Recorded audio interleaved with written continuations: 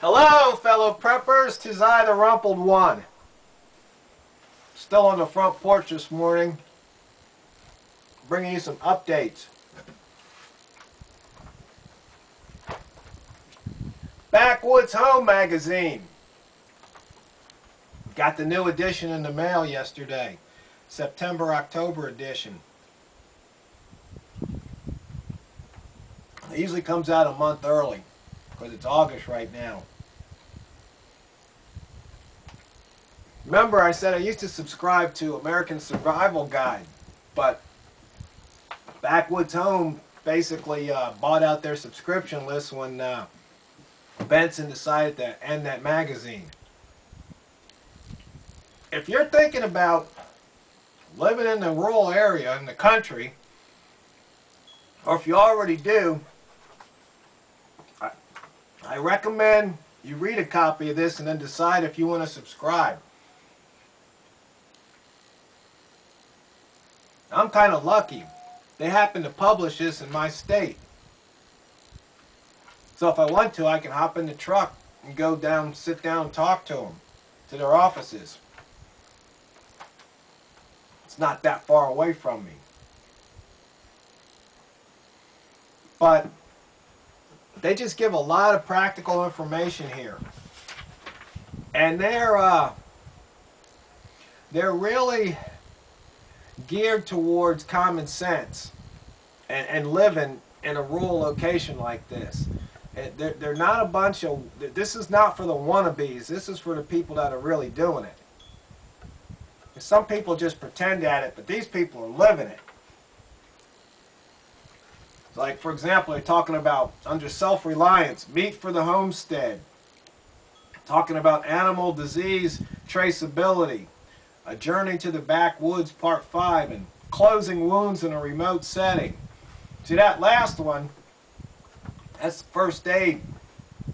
That's important to know. Because here, like I said, if I dial 911, I'd be lucky. It'd take them at least a half hour to get here. You could bleed to death. So these are the kind of things I need to know and practice and do. In fact, in this particular article, they show how you can practice on pig's feet, because pig's skin's kind of like human skin. It's a little bit tougher, but they say you practice on it, then you'll learn that skill, and you'll be able to have it when you need it. They have a section on alternative energy, prepper power, talking about some solar DC energy. Because out here, if the power goes out, a lot of things happen. I'm my own water company. That means I don't have a pump. Can use the gravity flow. That's what one of my neighbors does. Can haul water with buckets. That's why you always see buckets on the front porch, just in case. Got to be prepared. And then they talk about farm and garden, a potato hole, about digging a hole in the ground and keeping your potatoes in there over the winter. And then they have a simple do-it-yourself hoop house for gardening, so you can garden year-round. In fact, I might even think about one of those, even though I got a greenhouse. So they talk about easy homemade dairy products and pickling. It's not just for cucumbers. So it's food and recipes.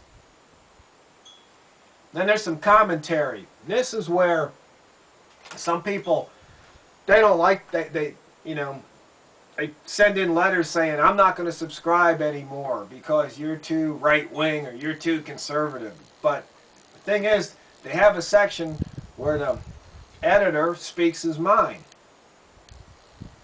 Most of the time I agree with what he has to say. But some people, I guess, take offense. But that's just the way it is. You can't please everybody all the time. So, just like with me and my videos, or my forum posts or blog posts, some people, they just can't stand me. But you know what? I'm not forcing them to read it. But for some reason, they keep coming back just to heckle me or flame me or whatever. Well, if they think that's the best use of their time, have at it. I mean, come on. I don't know. I guess maybe they think they're going to make me cry or hurt my feelings or something. I don't know.